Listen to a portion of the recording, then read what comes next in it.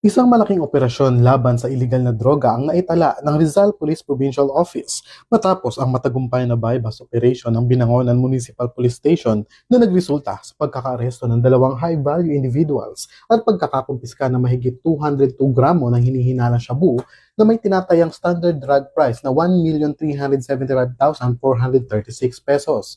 Kinilala ang mga naaresto bilang alias Kakay, 45 taong gulang, at alias Nonoy, 27 taong gulang, kapwa kabilang sa mga high-value individuals.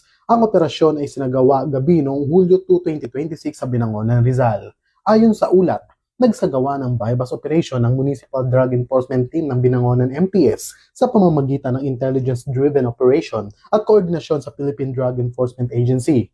Nagresulta ito sa pagkakaaresto ng dalawang sospek at pagkakasamsam ng dalawang pakete at dalawang nakataling plastik na naglalaman ng hinihinalang shabu na may kabuoang timbang na 202.27 gramo.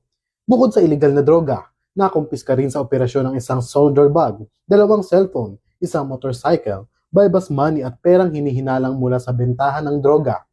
Matapos ang kanilang pagkakaaresto, ipinaalam sa mga sospek ang dahilan ng kanilang pagkakaaresto at ang kanilang mga karapatang konstitusyonal bago dinala sa Binangonan Custodial Facility. Kasulukluyan ang hinahanda ang pagsasampa ng kasong paglabag sa Sections 5 at 11, Article 2 ng Republic Act No. 9165 laban sa mga ito.